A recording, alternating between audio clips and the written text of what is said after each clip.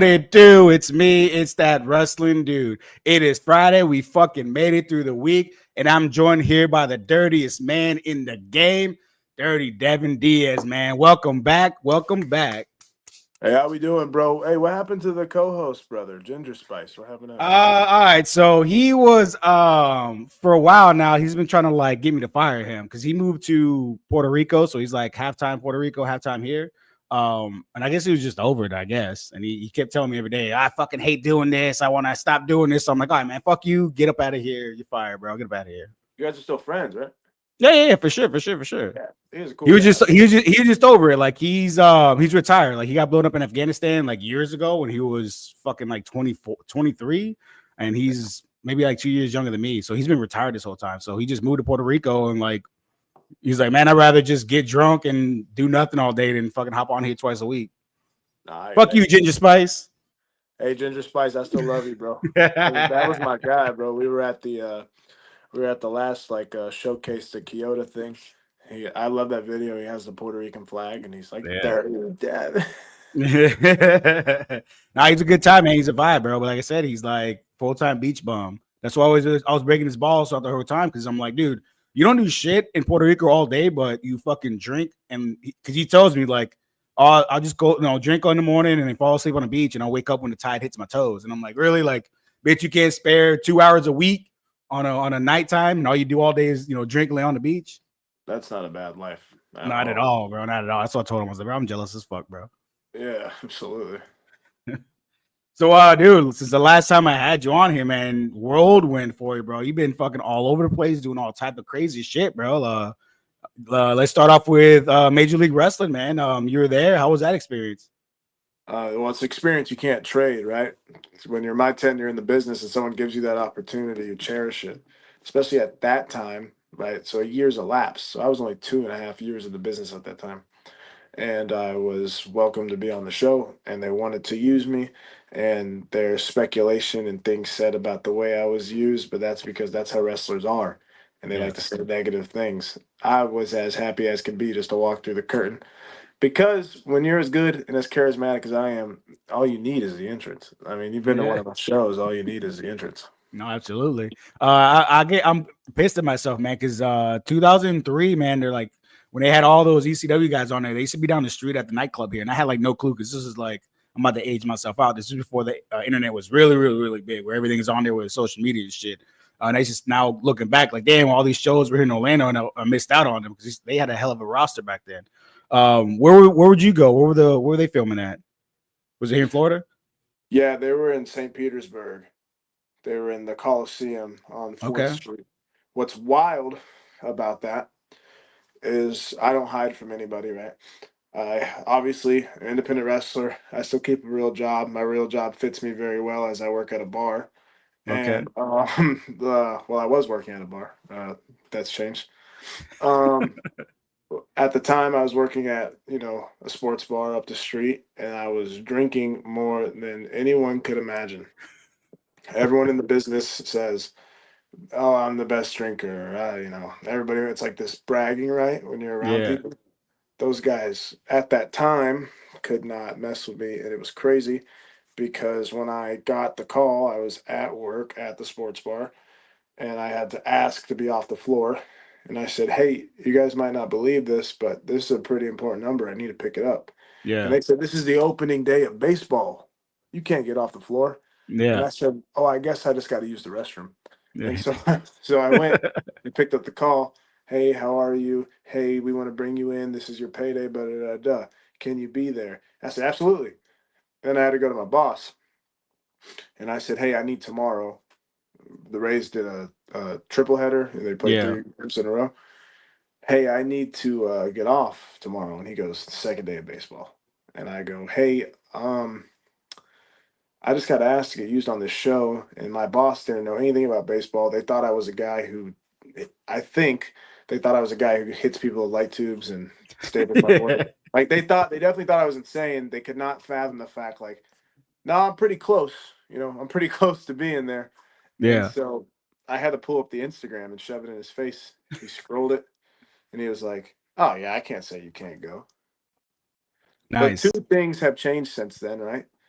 I don't work there anymore, Okay. and which is good because everybody and their mother wanted it as a wrestling venue, and so suddenly I became responsible for any wrestling show that came through there, and I had a responsibility in zero of them, as well as I don't drink anymore, and this is the first time I've ever said it publicly. I took the time to get sober. Oh, no shit. Congratulations, man. And when I say sober, I do not mean like necessarily zero alcohol. I mean I Okay, so don't I don't drink. I think since the new year, I think I can count that I've had 3 beers. But you have to understand for me, that is sober yeah, because there was a time where I'm not proud to admit it, but I'll tell the truth that I was drinking a lot and it was a part of the character and it was a part of my life. And I yeah, don't know if I'm proud. I don't know. I'm bored a lot. I'm like, man, I wish I could drink right now. yeah. But I've lost 10 pounds. I've Nice. um what else has happened positive, right, from that drinking process? I wake up on time. Um I get to call times relatively on time, opposed to I used to get there when the bell would ring and I would say, "Oh, well, I was busy," or but really I was Yeah, just it's I can admit it now because I'm over that hump. yeah, But yeah, I'm not telling anyone not to drink alcohol, right? I subscribe to a lifestyle and a mindset that you do whatever you want to do. I am not someone to tell you that you shouldn't drink. I am not someone to tell you that you should drink. I'm someone to tell you, hey, do whatever you want to do. And yeah, so I don't want to come off self righteous. I also don't want to come off like a liar. But it's the first time I've said anything about it publicly, and it's like, well, yeah, it feels weird because I'm pretty yeah, sure the last time we did one, which was probably around this time last year, right? yeah. But almost a year going on almost. Yeah, I'm pretty sure I was drunk. Well, So, yeah. And not to get in your business because you can tell me to fuck off. But yeah, was it like fuck off. something that happened? Okay. No, I'm You're not like, gonna so it was go something there. you woke up one day and like, fuck this, or just It was something where I had to like. I'm by no means like a inspirational piece to anybody, yeah, but it was something where I looked in the mirror and I said, yeah, it's time to get moving from this environment. yeah, And even the character, sometimes because I know what fans like, and I have no problem saying the character versus the man. Some guys don't like it in wrestling. It is what it is. I don't have a problem with it. So there was a time where the man was saying, "Whoa, this really needs to get dialed back." yeah, Then there was times where like the brain would switch and I would think I'm the dirty man. yeah, And I'm not telling you that I don't fight that, right? I'm not yeah. I mean, I'll be honest, I believe what I am selling, but the reason why essentially is because it was time to clean things up. Got it. It wasn't something I wanted to be around. And as I to keep piggybacking off another piggyback is that like even now sometimes I'll have alcohol in my promo. That will be a time that I might actually drink a Bud Light, Yeah. which I'm positive as much as I was drinking, Bud Light could have been a water. Like it's Yeah, and so yeah. the fact that I dialed back that much and I only do it when I'm cutting a promo is pretty good. Um, No, but that's the thing is too is like you have like everyone I kind of talked to in the Florida scene like kind of mention you. They all say like he's fucking awesome. So it's like if it was kind of like I don't want to say hindering, but if it was hindering you to that extent, and like you could do without and kind of skyrocket, like you said, you just lost 10 pounds, and obviously you're in low ass trunks, losing 10 pounds, you look even more fucking better than you did before, you know. So like, why not give this shit up? Fucking go balls deep into the wrestling, and you can always drink when you're like 65 and you got nothing else to do, all day. yeah, I'm not a guy that's like I'll never drink again, right? Like post wrestling, Yeah. I'll be drinking again. I ain't gonna lie to Yeah. nobody, Yeah. but Yeah. it's a thing where it's like you said, I just lost the weight, and I was never like somebody who had to worry about showing up to your show drunk. I was never Yeah. somebody who had to worry about stepping into the ring with me drunk. But I was somebody where it was obvious that I had a Gatorade in the corner, and I was sitting like this, No, yeah, yeah, yeah, yeah. waiting for my time to hit the curtain because I was, Yeah. wow, I'm like, geez, boys. And at one point, because you mature, right? I'm only 24 years old. You mature, and then you think, wow. Not that I ever care what anyone thinks. Well, oh, that's a bad look. I don't care what you think about me. Yeah. But I would just think like this is an unnecessary thing to overcome, right? So I already Yeah. have to get up, get to the car, get to the town, get to the ring, perform well. If I could do all that not hungover, I could probably do it better. And the crazy thing is, Yeah. bro, is I'm Yeah. so good, you probably couldn't even tell, bro. No, not at all. Not at all. That's what I'm saying. Is like you're saying this. I'm like, holy shit. I mean, that's good though. Going back to the other question, when you get a shoot job, how far into it do you tell them, hey, I wrestle, by the way? Because that's Right not like away. that's like a normal thing to kind of tell somebody and let them in on it. Is it just you tell them up front, or is it when you get off, you kind of like let them know? Right away, because I never hesitate to put myself over. So I'm like, I'm like, I'm the dirtiest man in professional wrestling. And they go, what? And I go, yeah, it's what I like to do. And they Yeah. say, like Hulk, they always say like the Hulk Hogan stuff. And I say, exactly like the Hulk Hogan stuff. You're talking to the next Hulk Hogan, like just to mess with them, or like the Ric Flair stuff. And I go, yeah, Yeah. like I'm basically as good as Ric Flair, just because I don't know, that's my sense of humor.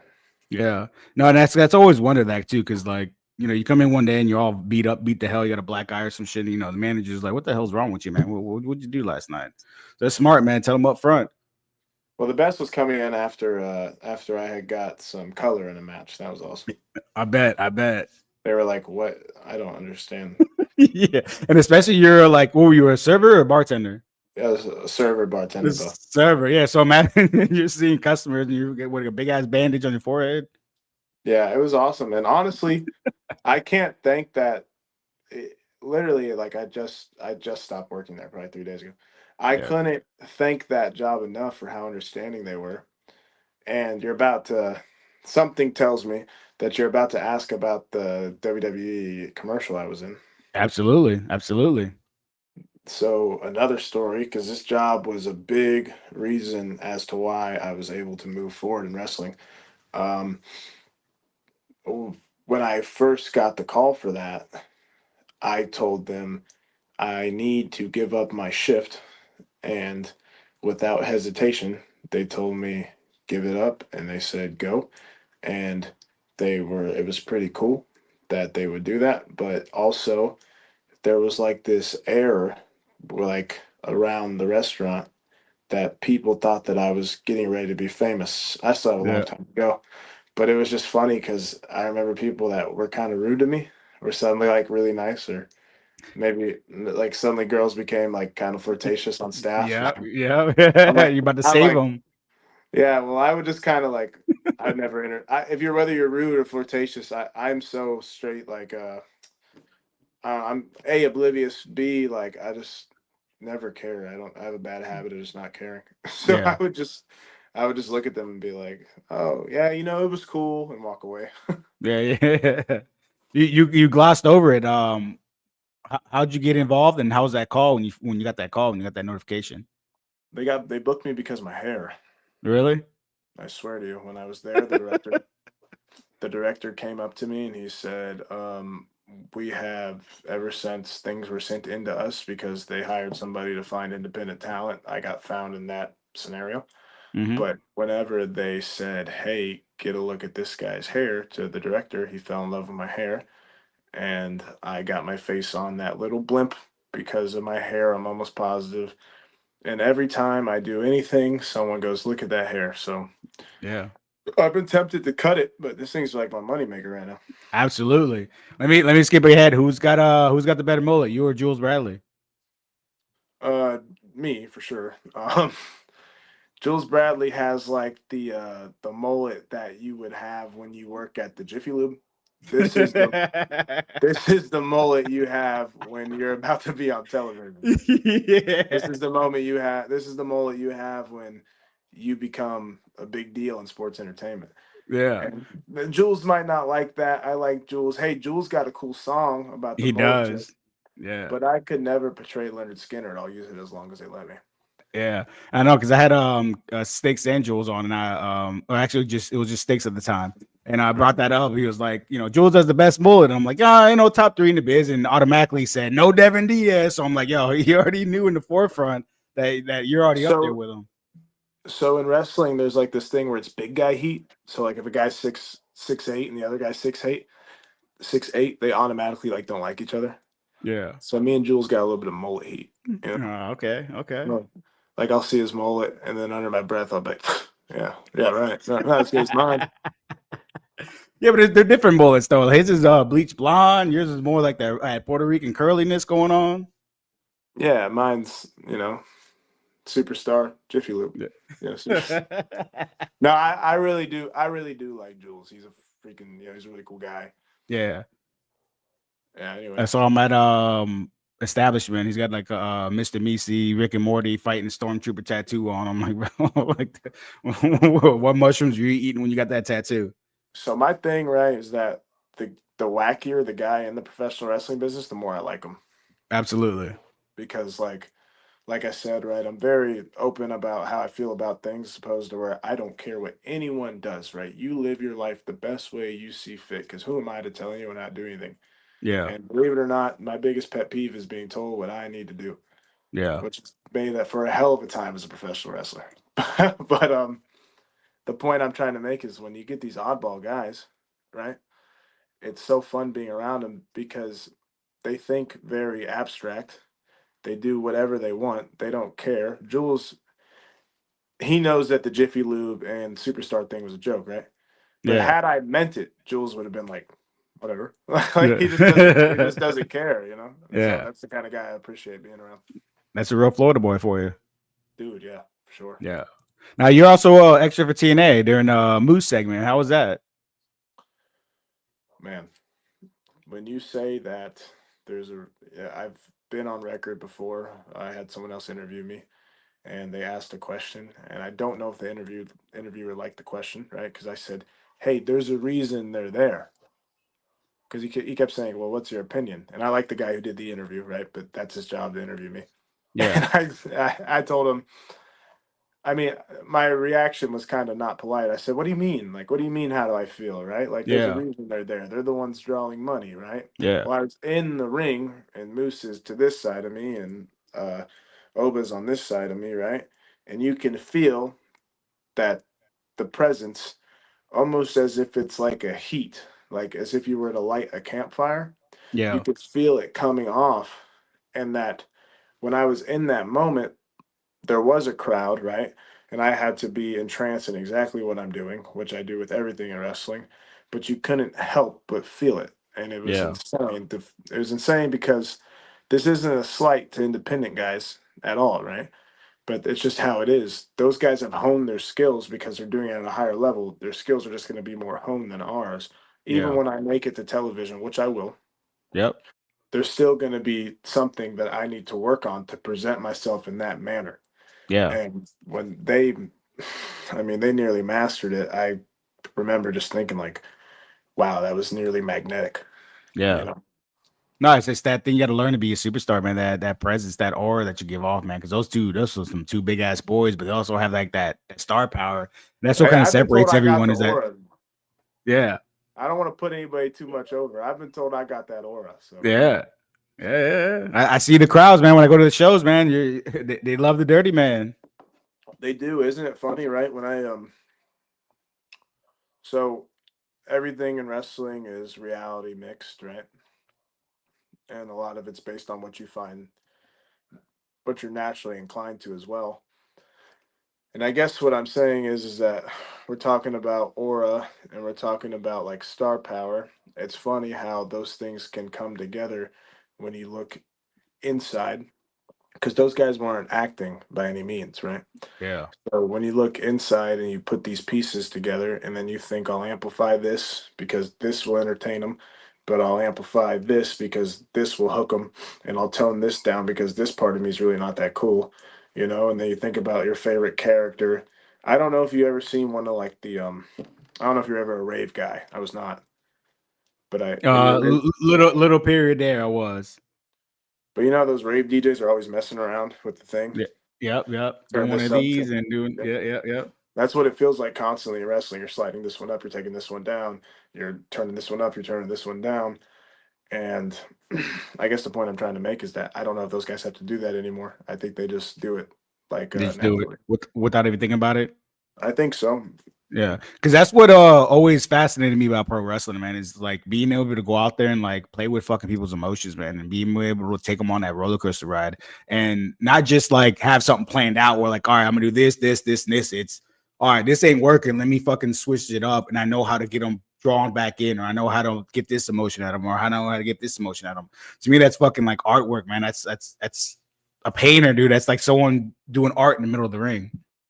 You're 100% correct, and that's the biggest thing I ever focused on from day one in training was to be able to bend people's emotions because I talk about it all the time. Shirt I wear now. I was a amateur shoot wrestler, whatever word you want to use. But what Yeah, really hooked me in the business was how, for instance, I was just on the phone the other day. I was calling my buddy in Georgia, and he was telling me, I'll give Tommy Mars a shout out. Tommy Mars, one half of, I forgot his tag team's name, but he's my boy. He we were talking about Rey Mysterio turning, hmm and I'm sorry, when Batista turned on Rey Mysterio, like infamous Raw moment. I think you know what I'm talking about, right? yeah, yep, yep, Where I was talking about being 7 or 8ish and hating Batista yeah. so much that I think I wished him dead in my prayer. I said, God, if you could kill him, I'd be happy. And I'm not even kidding, I hated him. Yeah, And then I fell out the business, right? And I went back and I would then rewatch the things I watched as a kid, and then I just like I don't know. yeah, I don't even want to say the gears turned before the mind was blown. I was like, wow, this stuff is phenomenal. I mean, and not only that, it's like you get to a point, right? You're like 13. It happened for me when I was like 10, 11. You're like, oh, wrestling, I don't want to. Yeah, it's lame, you know. Then you get to an adult, and you're like, whoa, it's pretty cool. And so yeah. that's kind of what happened, right? And I completely understand what you're saying. And I'm a guy who goes off on tangents and I say whatever I think all the time. So reel me back in if there's any Have at it. time I'm I get listening. fired I'm up. listening. I'm drawn in, bro. Have at it. But you know, You think that's like a learned thing, or is that you have to have that? Because you think anyone can learn how to play with people's emotions like that in the ring, or is it like second nature? Like the best of the best have a second nature. um, I don't know because I can, again, I only think about me. Yeah. I don't mean that in a selfish way. I mean that in a like very dialed in on where I'm going. No, And no, but that's you're the guy I'm asking. So like, was it natural for you, like off rip, or was it something like you had to work at to get to understand that psychology of it? so obviously psychology is something that you learn because somebody takes you under the wing and they say, I want to teach you this. Yeah, Right. But charisma is something that is natural. But absolutely. the thing about everything in wrestling is a mind game. Backstage, whatever you're dealing with, Yeah, everything's always like a card shuffle. And so I can't tell you what was natural and what wasn't because as I was racking my brain trying to figure it out, I was lucky enough to have that, and I don't even have it all figured out, but I've been lucky enough to have people tell me, "We'll do this, we'll do this instead, we'll do this." So I don't know what was natural and what wasn't because I, again, head down, ran it against the wall or ducked through whatever I need to duck through, and continuing to do that process. So I can't answer that.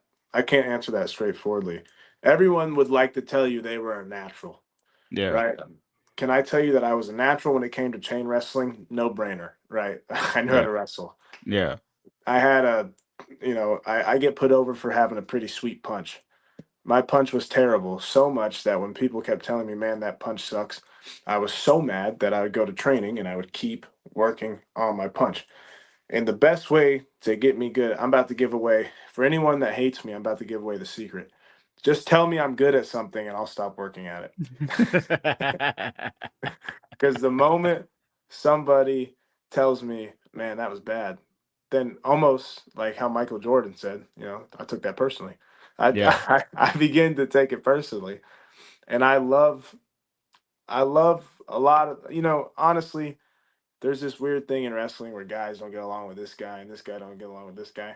I'm essentially over that as I grow up as a man, right? I'm yeah, essentially over like the spitefulness and yep, this, that, and the third. And it is a trap. It is a trap you can fall into. But there are guys who I don't know if they're saying it backhandingly or if they're saying it because they really or they're saying it because they really mean it. But there's been like just last week, someone told me, "Hey, maybe you don't travel enough." Well, I just got booked in Georgia Tuesday. I called Yeah. somebody, said, "Will you book me?" And they said, "Yeah, I'll book you."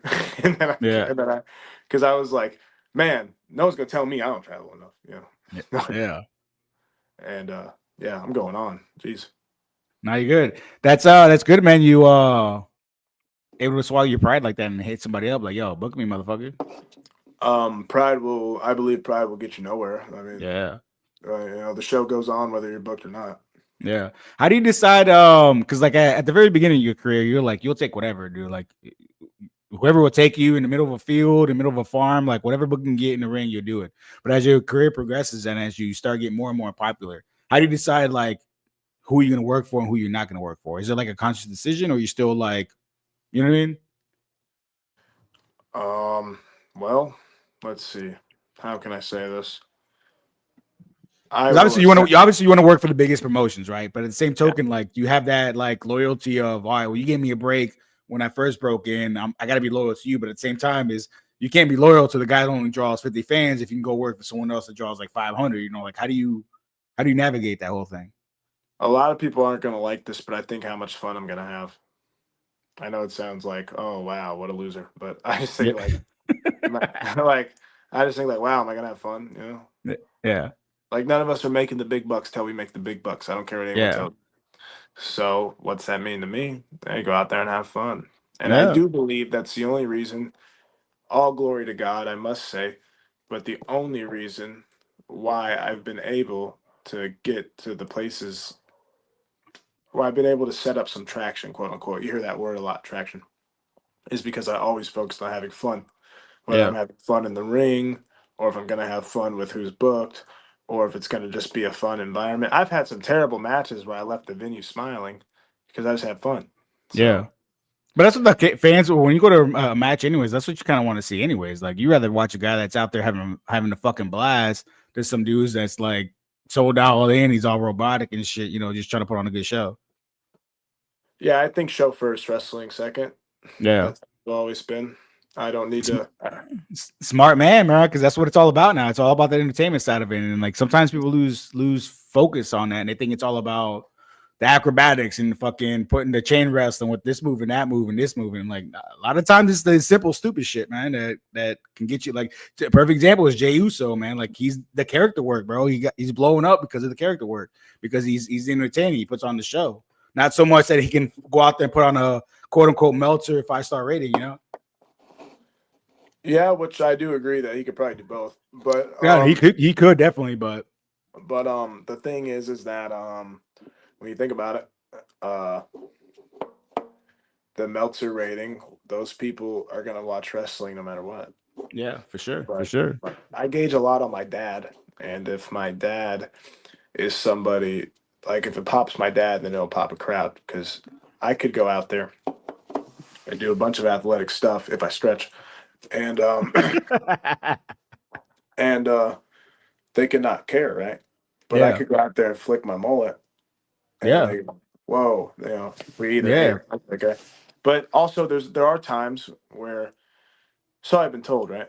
There are times where you want to bust some moves out, like quote. I don't mean dancing, but I mean like power drive this guy, roll him to his feet, and I ain't been there yet. Maybe that's a true statement. I don't know, but I keep everything 1980s basic. yeah. No, but it's true because you, to me, my opinion is big boot, power bomb, and then the hair flick, and then like that's all you need, bro. And like that's an entertainment match. You know what I mean? Like you don't need to go tope suicide, or you don't need to go to fucking 450 flash, whatever. What are all those fucking moves? Like to me, Dirty Devin, dude, the flick, the big boot, the power bomb, and then the fucking, that's it. That's all. You leave the crowd happy with that shit. I take it as a compliment. It kind of reminds me Yeah. of that Jim Cornette where he's mad at Kevin Nash and he's like, he had the 5 moves of death, and all I had the hair flick because he didn't do anything. Yeah, but he was big though. Nash was huge in the fucking 90s, bro. Like he couldn't like put on a 5-star match, but who gives a fuck? Like a lot of people were watching wrestling to be entertained, bro. Like There's only small that to me that's what the issue with AEW. AEW is focused on those 5-star matches, but like that's a small percentage of the population of wrestling fans that are into that. The majority of us are all about yeeting and fucking yeah, LA Night, like the stupid catchphrases. Like that's what we're all about is the entertainment aspect of it. Yeah, but at times, right, people, I just heard you with the AEW criticism. At Yeah. times, that's entertaining to me. So No, for it's, sure, for sure. and honestly, I don't know. I'm such a weird wrestling fan, right? That I can almost be pleased watching anything because I Yeah, just love wrestling so much. But I do understand what you're saying, right? The biggest advice that Bubba Ray Dudley said it, and he said it like I don't know. I think in like 2021, he's just continued to saying it. But he said like think about yourself like a band, hit your three big hits, yeah, and that's like how I always took it. Also, too, like I just know what attracted me as a kid, and yeah, I was thinking about stuff like that.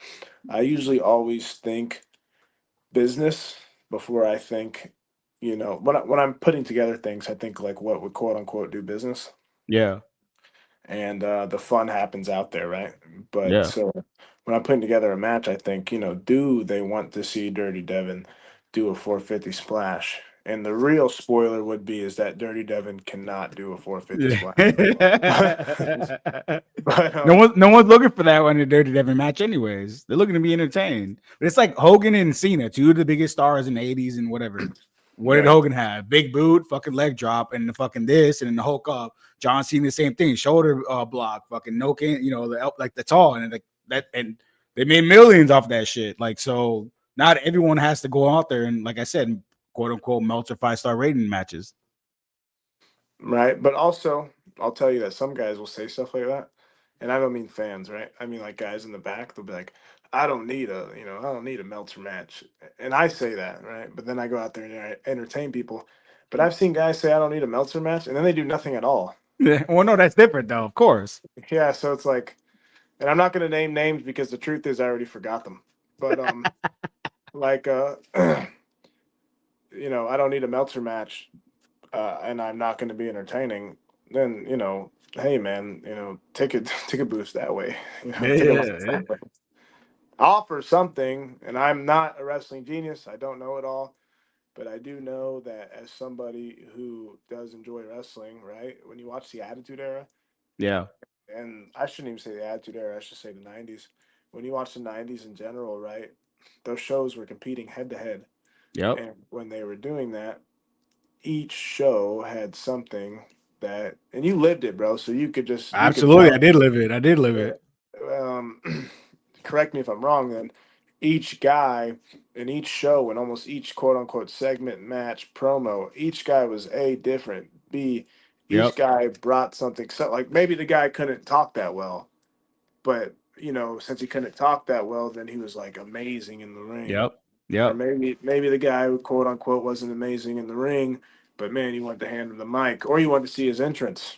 Yeah. Like they all offered something, and that's to Correct. me what made wrestling at that time so special. No, it's true because like you had, let's say, Gangrel and the Brood, like just that interest, like set that vibe, the spit of the thing. You had the Rock on the mic. You had Stone Cold, who Stone Cold after he broke his neck was just punch, kick, stunner, like that. But he could get on the mic and draw those fans in. It's true, like that. Is you gotta have something. You gotta bring something to the table to be able to do that, to be able to be successful like that. Yeah, a lot of people get on these podcasts, and I'm a big supporter of you. And a lot of people get on these podcasts, and suddenly they're a wrestling genius. Yeah. And and that's not a shot. What that is that we all are so really opinionated people, Yeah. and we're all outlandish people. That's why we do what we do. Yeah. But I I'm being what's the word I'm looking for? Cautious and conscious of not trying to come off like a wrestling genius. The point I'm trying to make is that I'm just giving like what I view, and No, what I no, see. no. That's why I'm asking these questions because I'm interested in your viewpoint of the whole thing, your process, and your thought process of how you approach the business and stuff. Because I said, like the whole psychology aspect of it, of what you do in the ring, is so fascinating to me, man. Because like everyone's different, and everyone has to come at it from a different perspective. Because if not, everyone's gonna look the same. Yeah, I focus big on not like everyone. Oh, you like you're in the 1980s. Well, who else looks like that? Exactly, exactly. And I think that's what sets you apart. And again, I've been to shows, man, where like You know, you walk in, no one's wearing a Dirty Man shirt. After your match, like 40 fucking, you know, like half the people are wearing Dirty Man shirts after that. Running to the merch stand to buy your shit just because of that, man. Just because of the show you put on. Hey, women 35 plus, like my money market. You said 35 plus women. Yeah, like That's it's like awesome. my big, and I love them. Come here, baby. But like, but women 35 plus, man, they're like, and there's a big fella in the business. His name's Kale Van Bruggen. He's gonna be big money one day, no doubt in my mind. Um, he was saying one time we were sitting there and we were talking about life in Canada versus life in the States and real life stuff.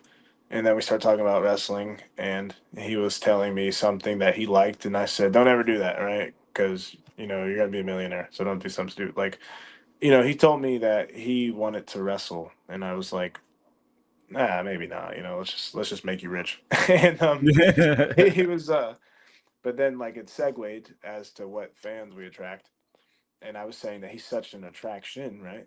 Which is why I said don't focus on wrestling, focus on being an attraction. Because Yeah. if I were his size, that would be what I would do. And he told me, man, you know something? I've noticed that like women 35 plus absolutely melt when you hit your entrance.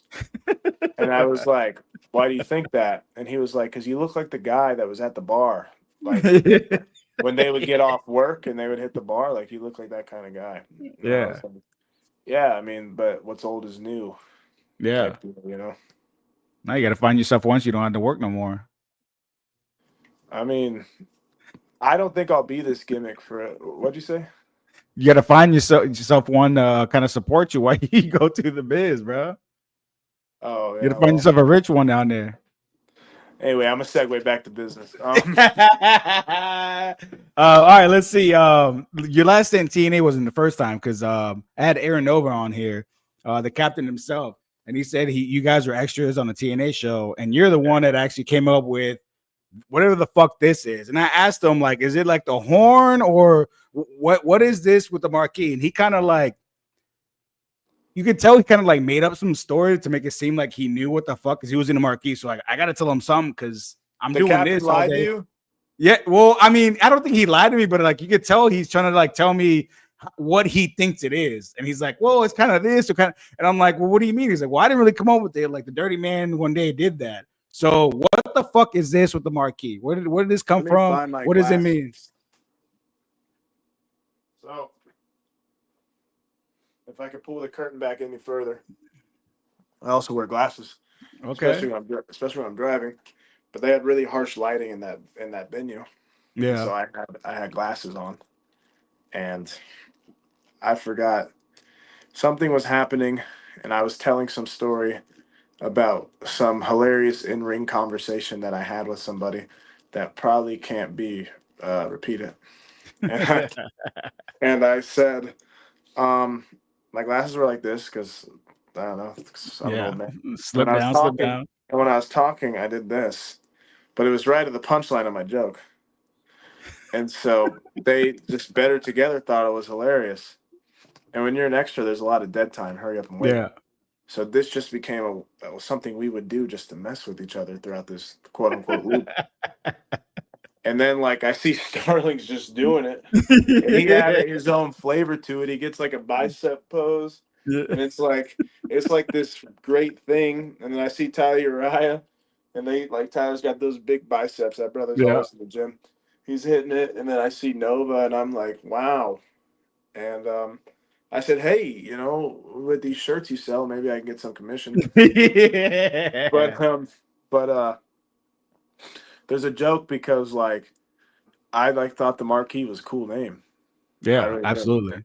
And so whenever they what's the word I'm looking for? Whenever they came together, right?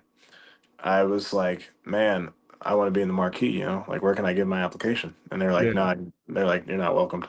And so and so Oh. they're like, you're better off as a solo act. And I was like, whatever, whatever, losers, I don't care. But Damn. we were there's like the Freebirds, right? And me and Yep. Starling were really, really love old wrestling. And so Starling said I was like Jimmy Garvin for them. Okay. And it's funny because like I stole a lot of my entrance from Jimmy Garvin. Okay. So like you know that is right. Yeah. With dark curly hair and he had a baby doll. Was his manager at the one? Yeah, Yeah. Yeah. The glitter gloves. yeah. And I thought his entrance was hilarious when I first met him. He'd be like, and so I stole a lot from him. And Another bad guy to steal that's from.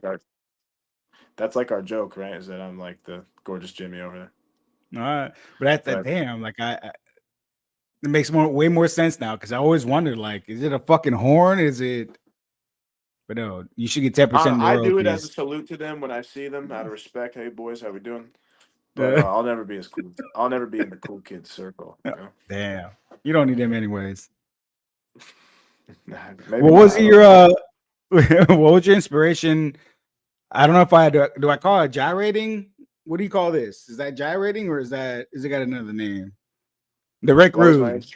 what was my The Rick inspiration? Rude. It was well, Rick I mean, Rude? hey, right? Obviously, well, I didn't like obviously Rude is the guy that like quote unquote, right? I stole it from, right?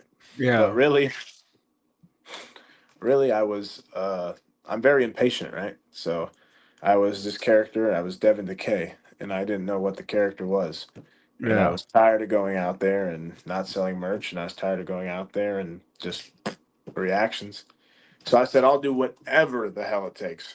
So I was doing all kinds of random things in my matches because I never cared if I looked like an idiot. I didn't care. Yeah. So like, and then at the time I was a little overweight, right? So, and I still am now, but not as much. Over then I was like You lost them 10 pounds, man. but it was like really funny to watch me do it. And so I did it in training one time, and like people were just laughing, and I was like, all right, there's something. Yeah. And now how it became to where my character, because at first I was like trying to be something, right? Yeah. But like Val Venus was a guy that I thought was awesome. I of Yep. course thought Mick Rude was awesome. But I thought, how funny would it be to be like a porn star from a trailer park, which was like the original thesis of the Dirty Man. Yeah. Okay. He got hummed up. Let me take a little.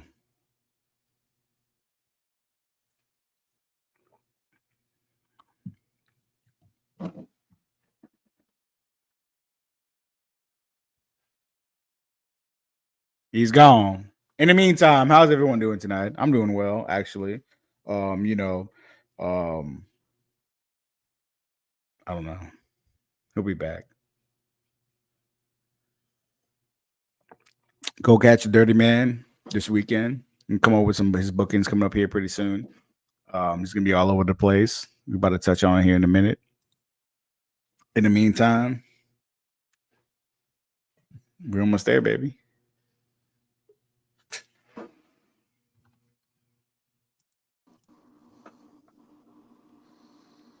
All right, what are we talking about? Cam, I had a question for you too. Oh, it was where did I get the hip The gyration? gyration. You know, it's funny because I watch you and Leroy Shogun, Mayhem on Mills, and you bust it out like in the best fucking times, bro. Like you maybe do it like 3 or 4 times during that match, and each time is not like, oh, he already did that. Like that wasn't even gone through my mind. It was, oh shit, that's fucking awesome. Oh shit, he did it again, but that's even better. Like you picked your spots, the best part to like do this shit, and then you're able to like lead Shogun into like putting himself over at the same time while you're putting yourself over. Is Well, that by Shogun. accident? You just know, or is that something that like I don't want to peek the curtain all the way back, but it's something that you kind of discussed beforehand? No, all that's out there is like gauging. You're gauging the crowd. Awesome. You got it, bro. You got it, then, bro. Because I was Thank you. watching that match and I'm like, you fucking like picked your spots perfectly. Like you're over him gyrating, he hits you in the gut and like takes over the offense. Like each spot was like perfect when you did it. It wasn't like overdone. It wasn't like, oh, he's doing it again. It was like, oh shit, look how awesome he's doing it again. But then Shogun was able to like feed off that shit. Well, Shogun's really good. Yeah. Like there's no mistake in that. Um, what I was saying though was the original thesis of the Dirty Man was like a trailer park porn star, right? Yeah. Because I thought 3 years ago now that that was a good idea. Yeah. I mean, it is kind of a good idea, though. I mean, I just thought it'd be funny to be like imagine yeah, if like Rick Rude was out of shape, you know? I just thought it'd be yeah, yeah, hilarious.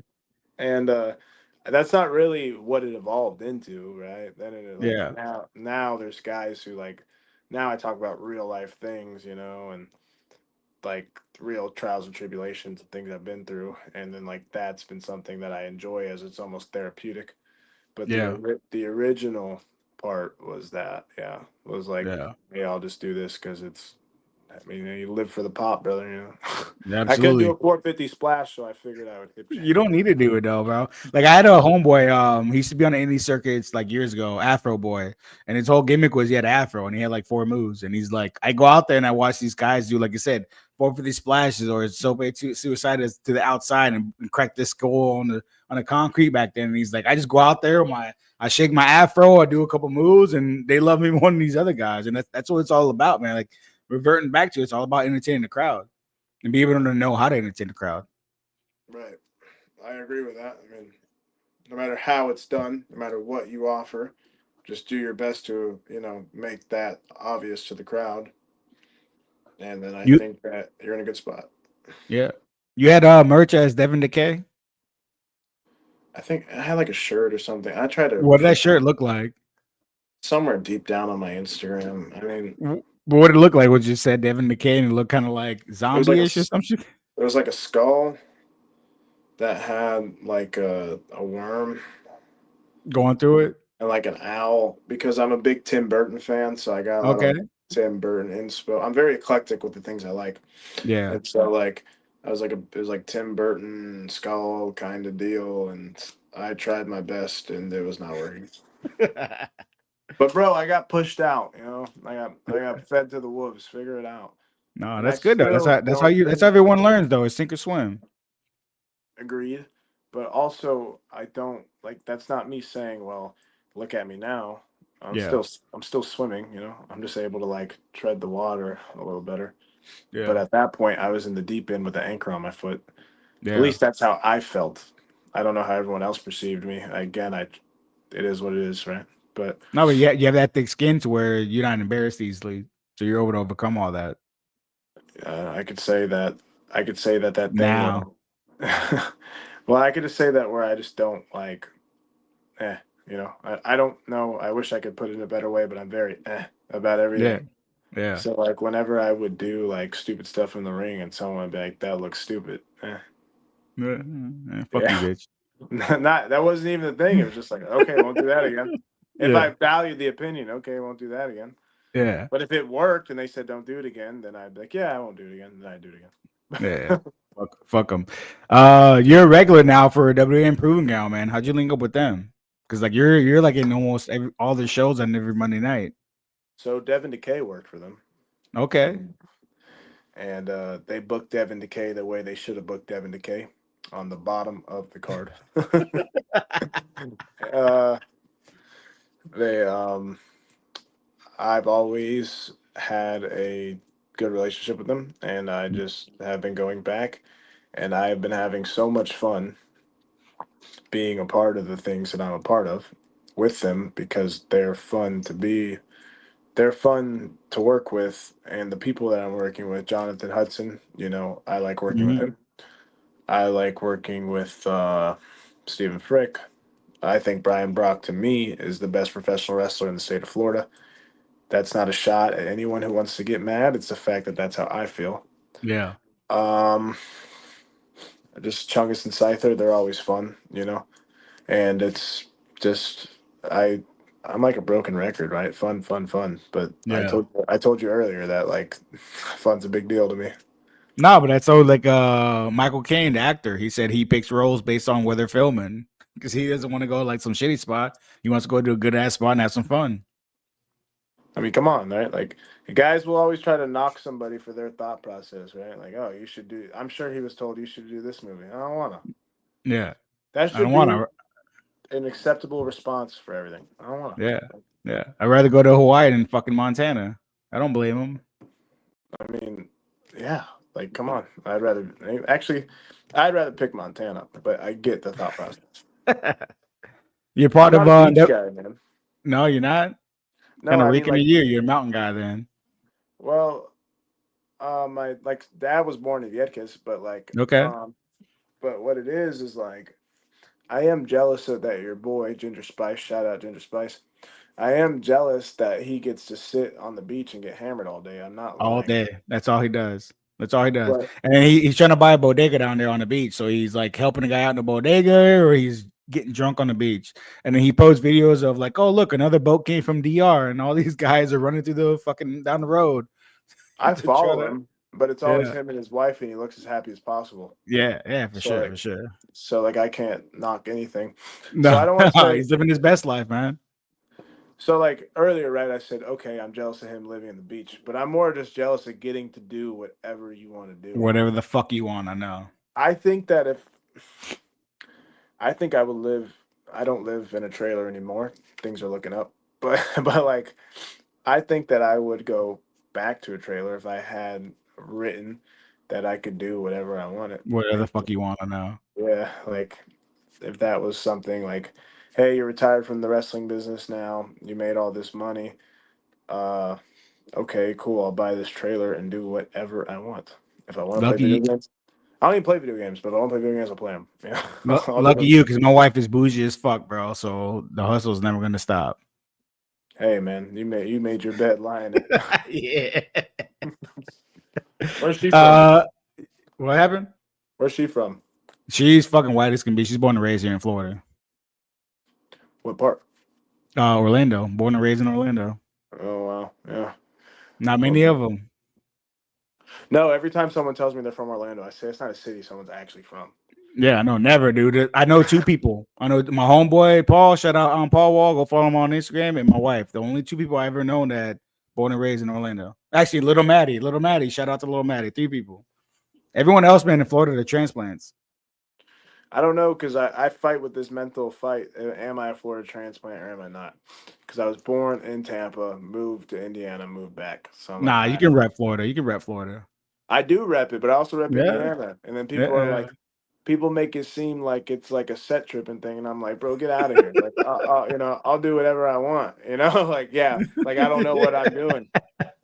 Like, I what do rep you mean? Florida. Like I moved down here in '96, man, and I'm what is it now? 25. That's enough, man. 30, almost 30 years. That's enough time. I'll rep Florida all day. Yeah, I'm sure you don't. Where'd you move from? New York? No, I was born. My dad was in the military, so I was born in Germany, Kentucky, Germany, Georgia down here. Okay, not what I've been engaged. I don't blame you. I don't blame you. All right, WWN, you're part of the Emerald Empire, led by Simon Says. How'd you link up with them, man? The Dirty Man never seemed to me like he needed a stable to join. Um, well, they were the highest bidder, right? That's why I'm there. That's Oh, why. okay, That's why I love okay. when Trevin Adams. That's why I love whenever Trevin Adams and Ron Nemi they do a great job at putting over the character. I love when they do that stuff because Trevin talks about Dirty Devin Diaz as if he's physically repulsed. Yeah, Like he cannot stand like, oh my god, I hate him. Oh my god, oh my god. And then like Ron will always put over like the little tidbits, and he has this like great like. He sounds like he's from Canada, but he's from the Mid. He's from Michigan, but he's from the part that like borders Canada. yeah. And the stuff he says is so funny when he does it. He'll be like, Robinson High School standout. This kid's got a rocket. His voice is just awesome, and like he just, That Wisconsin. yeah, he's. But the point I'm trying to make is like they were the highest bidder. They do a good job of putting that story over. WWN's doing a good job. I'm blessed to be a part of CCW. Man, I don't have a lot to complain about. I No, don't you, know how you often guys come here and complain, but I don't have a lot. no, not at all, man. You're killing it though. You're killing it. WN Super Show. Emerald Empire took on Rich Swan, Sideshow, and August Artois. How'd that go? I enjoyed that match. I had a lot of fun in that match. The three guys on the other side of the ring and the two that I was teamed with, all professional, all very good, all fun. We all did our best. I know that, you're not supposed to rip the curtain back. I mean, it's happening. There's nothing we can do about it. Um, they um, like I said, everyone was professional, everyone was fun. On top of that, right, everybody did their best to make everybody look good, and the Yeah, fans left happy. And when that happens, you feel proud to have been a part of it. yeah. That's all you can ask for too. Fans go home happy. That's what you're there for. I didn't get down there too for that OCC Roadhouse. It was like a vibe down there. I mean, I think it's cool, especially when I was drinking. I thought it was the coolest venue in the world. Um, It'll still be cool for you in a yeah, different well, way. I like bikes and biker culture and all that stuff. When I say like out, like so, I always had the same thought processes, right? Like I keep reverting back to. But then I read Matthew McConaughey's book, and he like talked about like outlaw logic, right? And I like resonated with this book a lot. Something about a motorcycle just seems so outlaw. And I kind of sort of grew up around bikes as my grandmother remarried a guy that was super into Harleys. So I kind of like always liked them. But when I'm there, I'm always like looking over at the bikes and stuff. Also, Yeah. I'm a hard guy to keep my attention. So guys will be calling the match, and I'll be looking at a bike or doing something else. I just have a hard time like focusing. Yeah. That's our generation, man. ADHD generation. I don't know, man. I was like that before any of it became a thing that people spoke about. Before there's a lot of awareness to it. I remember being the kid in football. My dad used to yell at me, and he'd be like, "You don't pay attention to your coaches." And I remember thinking, "Oh, sorry about that." I remember thinking like, I'm kind of I'm paying attention as much as I can. I've had the same personality my whole life. Well, I'm paying attention as much as I can. I mean, what do you want from me? Yeah. but but the more I look back, he might have been onto something. I might have been able to do something better in sports had I paid attention, and I Yeah, did fuck good. it. Well, you're good now though, so it all led to this moment. So fuck that. Absolutely. Let's go into your bookings. Tomorrow you have the showcase of Citrus in Claremont. Local Pro Wrestling's versus Mayhem. Stepping in the ring against Jaden Jed. You gotta have some kind of history with him, man, because it seems like that guy's a vet of local pro, right?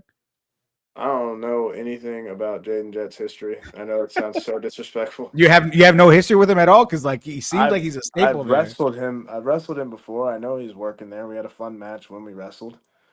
Um, he was good. There was nothing to complain about. But he's my goal tomorrow is the same goal as always, right? Go out there and put on the best show. He's Yeah. super athletic, right? Like I think it's funny when people say, "Oh man, like you're athletic for a quote unquote big guy." I don't have an athletic bone in my damn body. I mean, right? Well, like, and even playing sports growing up, I was always like my high school coach used to tell me you're the worst state placer I ever coached. And I would be like, wow, then you're the worst regional champ I ever coached. Now I look back sometimes because it's all recorded, and I'm like, man, wow, he wasn't kidding. I was just good at winning, you know. Yeah. Yeah. That's Yeah. why Yeah. I talk about that in promos a lot. Like like I focus on the win, Yeah. focus on the things you can focus on, and those promos is why I like to get realistic. Playing football, I didn't run a fast 40 as fast as I would have liked to. I was faster than other big kids, but that means nothing at the high school level.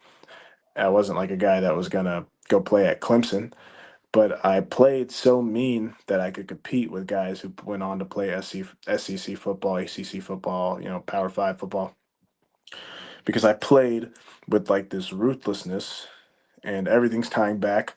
Whenever we do WWN, I enjoy that role because I have that true competitive nature where I want to rip another person's head off. I really do have that inside me.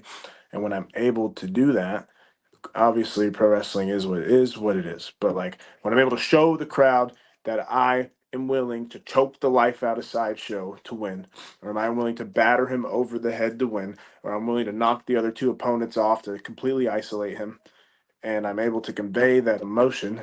The word I used earlier, and I'll use it again, is like therapeutic.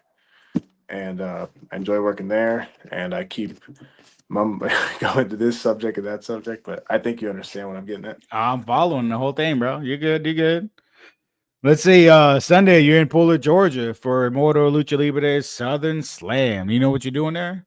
No idea. I It just know doesn't I'm on matter my. though, right? Well, it doesn't matter because, like I said, when you have the confidence I have, right, in myself, I'll know that I'll do well. I believe that I can put on an entertaining match with anybody. Um, I just am excited to travel so I can tell everybody, look, I did it. I remember I went to Indiana, and some people were like, "Oh, you finally went somewhere," and I'm like, "You guys are idiots." Fuck them assholes. I'm like, "You You guys are going? idiots because like I got booked because I grew up here, like." Yeah, and fuck them. You're about to go to Polar, Georgia, bro. Like that's like peak fucking wrestling town. Yeah, I'm. I just think, well, who knows where I'll be next? Jeez, Yeah, I might be in Augusta, Georgia next. I might be in yeah, Montana, then Hawaii. I might go see my boy Ginger Spice. I mean, I don't know what I'm gonna do, but I just know that I'm doing it. yeah. You can't One hit on thing that, bro. You're doing more than anyone else is. I don't want to say that, because again, you're probably like Diaz, Jesus, I booked you for this, and you're like the most boring guy to talk to. I don't know. I don't know what other people are doing because I'm not paying attention. If I Fuck see them. It's it, all about you. if I see them pop up, I'm always congratulatory, genuinely congratulatory. If somebody does something good, I do mean it. Hey, great job. Good job you got on this. Good job you got on that. Because my time will come wherever I want to be. I'm not here to stand in nobody way. You know what I'm saying? I'm not one to sit here and start preaching to nobody, but the Lord is in control. There's nothing that I can do. And so, hey, live and let live. Do what I got to do. I've noticed this weird trend in wrestling. I'll never critique one guy, I'll critique the culture. I've There you noticed go. this weird trend where people know what other people are doing. Brother, I couldn't tell you what's I couldn't unless I see it or you are like a personal friend that I would sit down and talk to. I have no idea what you're up to. Yeah. There's too much going on, anyways. You got time to be all up in everybody else's business, anyways. No, absolutely. Yeah. This Monday, March 24th, you're back at the OC Roadhouse in Clearwater, WN Proving Ground. You're in the ring with Richport Ayala, guy, season in the biz, right? Seasoned, great. We always put on hard hitting matches. He's a guy who wants the physicality. I love Terry Funk. I love Terry Gordy. There's not a lot of Terrys I don't like. I worked with the Terry Kid. He's pretty good. But I love that style of wrestling, and he is willing to go out there and put on that kind of match. And those are my favorite matches.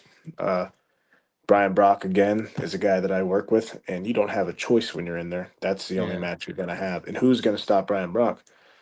Like I know how to legitimately wrestle. When I wrestled Brian Brock as a babyface, I thought obviously everything was within the realm of professional wrestling, but the character Dirty Devin Diaz had convinced the man Devin that this guy could really kick your ass because I was in there and I was scared of him and I was selling away from him and I was pushing him away and I was get the hell away from me because he just kept coming at you and he does like these clubs and I was just like, dude, holy hell. Anyway, Ayala, I'm the bad guy when I wrestle Ayala, and I do my best Terry Funk impression, and I just stay on top of him, There you and go.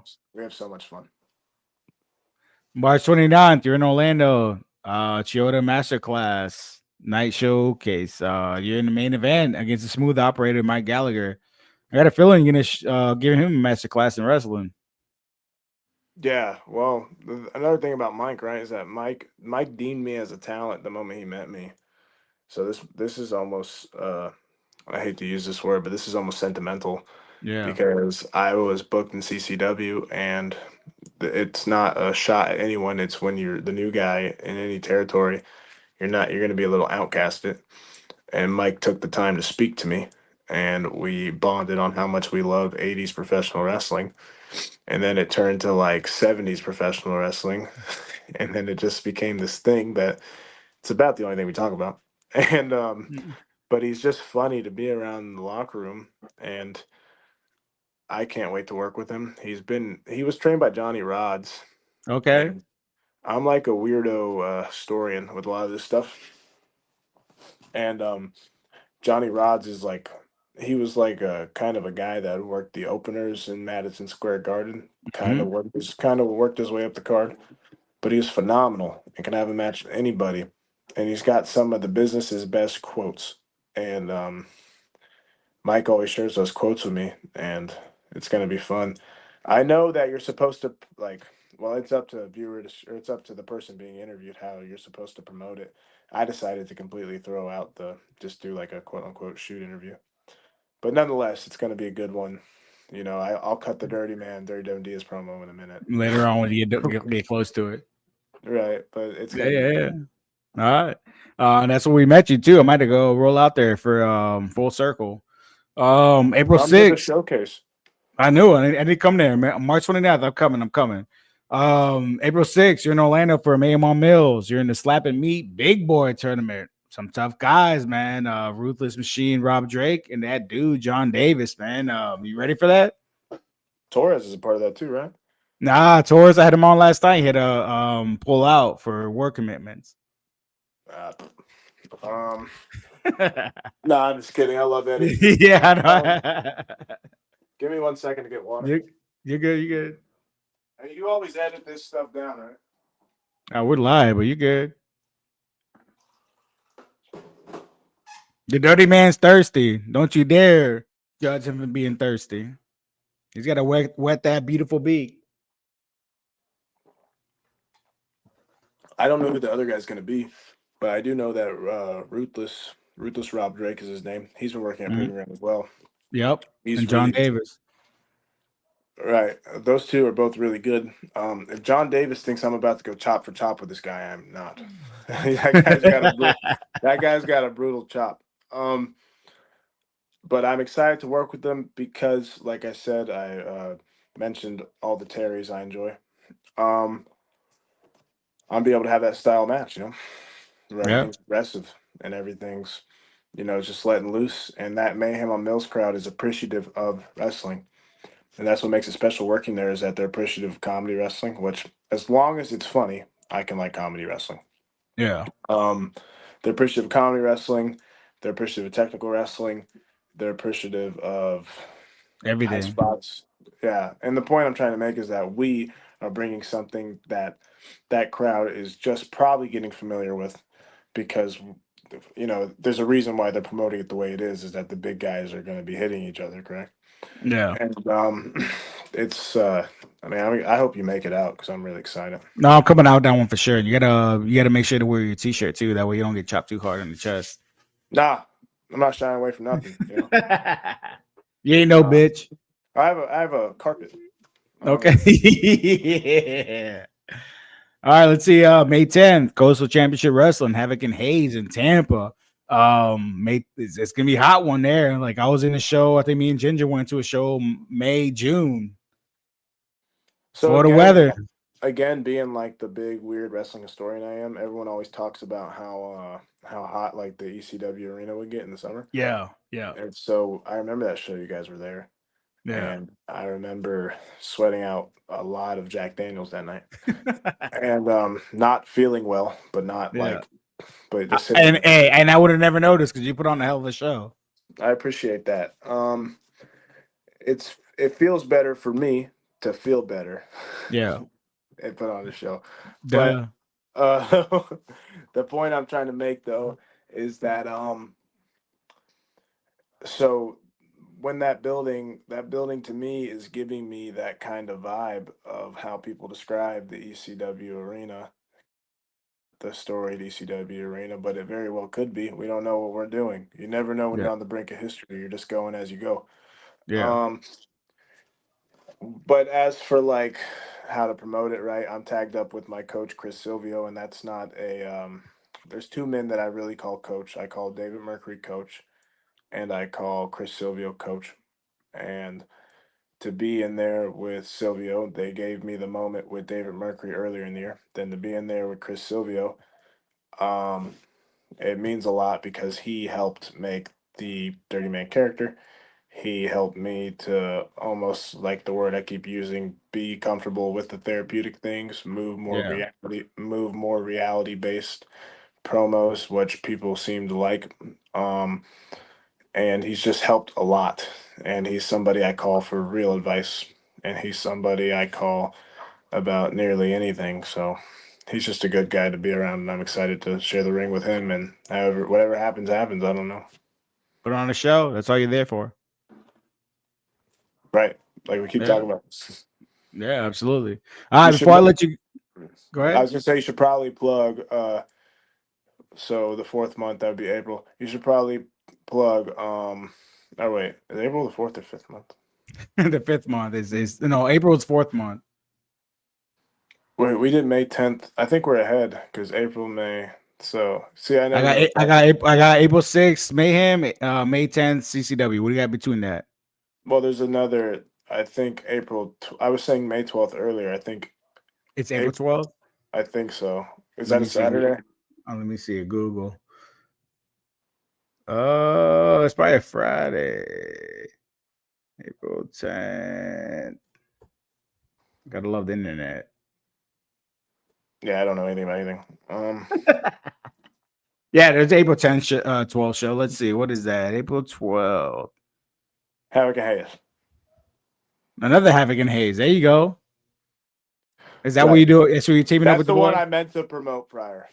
There you go. There you go. But you should also plug Live Pro Wrestling, which is April 26th. That's You're on going to that be, show too?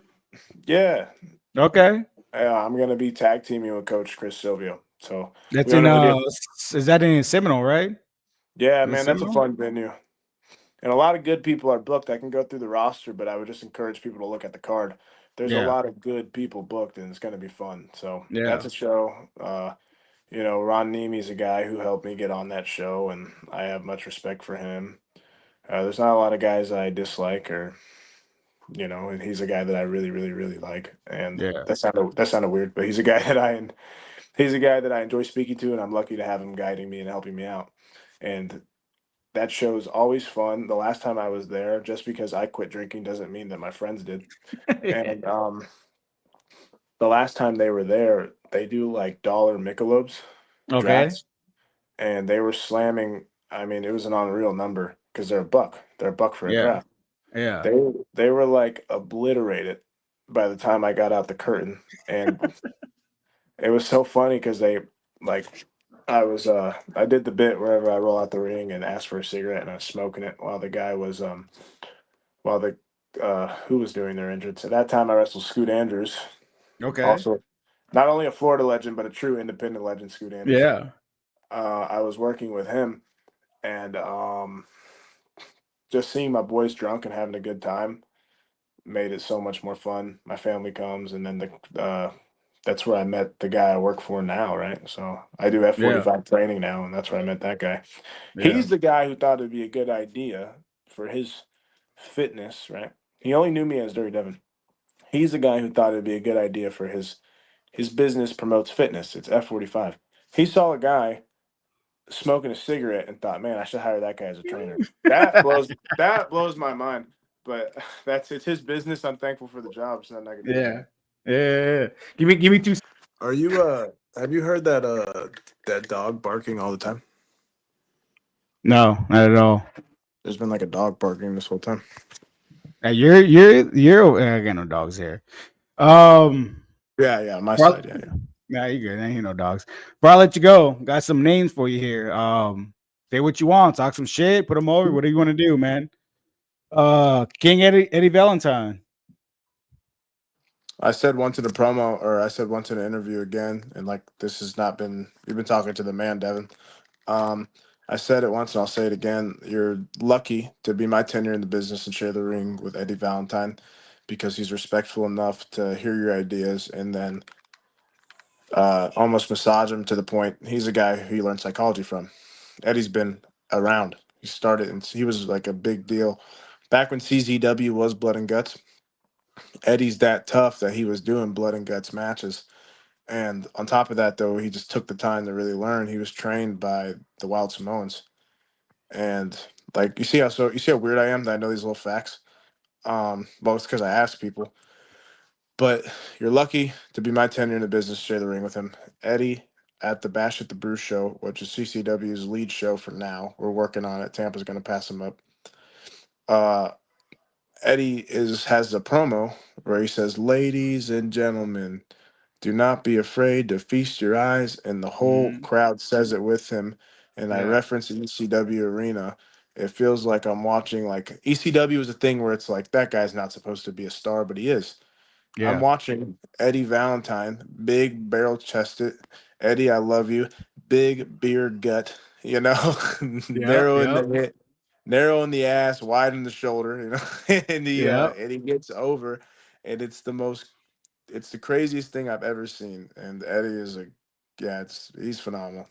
We had him on and like cool ass guy, and Ginger says he's the only guy that he would let pick him up and like carry him like a baby. It's fucking Eddie Valentine. Absolutely. All Who's right, next? Casey Vi. Casey Vibe right now is one of the most. Yeah, I've been trying to remember it. So it's VAI. God. What it is that he's so nerdy and snooty when he does that. It's like, wow, I really hate that guy. Yeah.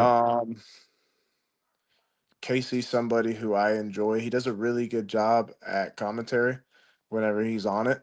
The only thing I can say about Casey is that the Dirty Devin Diaz was never about bad hygiene. If there's anything I'm worried about is I am a hygienical person that I would be uncomfortable even when people are on commentary like, oh, he doesn't shower.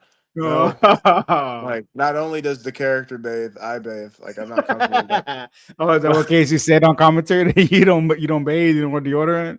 Yeah, like just I Oh. forgot what it was, and I was just like, I don't really like that Casey, but like he did this thing where he was at a brewery and he walked in and it was like, wow, you guys are all enjoying your beers. And then he did like a really bad Stone Cold impression. And then he Yeah, did like you need the Vi method. It's addicting to yeah, do. You need it the Vi is. method. It was it was phenomenal. And I became a fan from then. And then like usually if he does something and I'm able to get eyes on it and it does make me laugh or it does entertain me, I'll comment because he's somebody that needs to be told he's doing a pretty good job. Yeah, dude. I saw him first time establishment, like March of last year, and as soon as Mhm. I saw him come out with a headset and he walked in the room talking shit with the headset on, I'm like, yo, this dude is fucking money with the turtleneck. Like he's Yeah, got what it he down pat, wears. man. Yeah, What he wears, I you think hate him as soon as you see him. You're like, fuck this guy. not only that, you're like you kind of start to think like, well, as a wrestler myself, you start to think, well, how does this guy, right, wrestle in that? Because I get hot and I'm basically wearing draws. He's Yeah. out there in a sweater and he's out there in like some funny looking shoes and He's got Chuck Taylors on. That's what I asked him. Like, you wear Chuck Taylors in the ring, which is absurd because there's no fucking support in that. You I was basically so walking on big your on feet. that Wiz Khalifa. Like when Wiz Khalifa, I thought Wiz Khalifa was the coolest guy when I was a kid.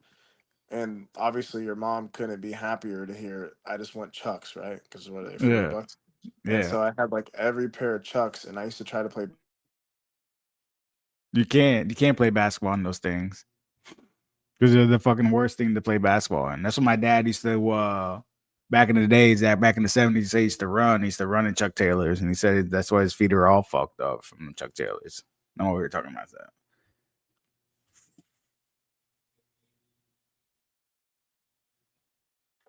It's Friday night. Hope everybody's having a good night tonight. Here with the dirty man himself, Dirty Devin Diaz. Catch him all over Florida, man. Dude's fucking doing his thing, killing it. And he disappeared, but he'll be back soon enough. In the meantime, how's everybody doing? We are in the comments. Hello. You're good. Back at it.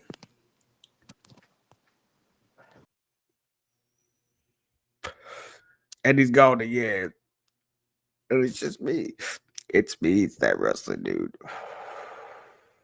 Thank you for everyone for showing love, tuning in all the time, commenting, liking, subscribing, following, all the good stuff. I really appreciate it. Makes it all worthwhile. And whenever I look at here, it's I'm gonna tuck it in the wrong ear.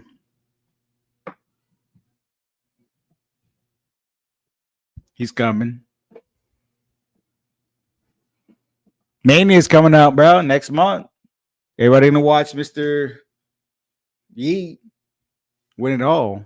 It's gonna be amazing. All these fucking haters out here talking about he shouldn't be in the position he should be in.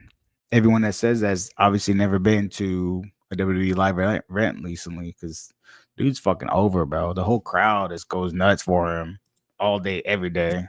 Hey, Dirty Man back at it again. What are we live on? I wonder if people can see me. Um, Instagram, Facebook, YouTube. Wow, look at that. That's awesome. Um, how many viewers we got? I don't know. I'm still a rookie to the game. I don't even know how to look that up. I'm all focused about you, man. I ain't looking at over here anywhere else. You sound Let's like see. me, bro. All right, let's see. Mr. Real and Raw, August R12. I mean, what can you say, right? A real world champion. There's no other way to put it. He's bringing that belt everywhere, and Everywhere. he's doing what he can do. There's nothing you can do about it. I Can't hit mean, on that. respect All to right, him. absolutely. What about the captain, Aaron Nova? Nova's a nerd.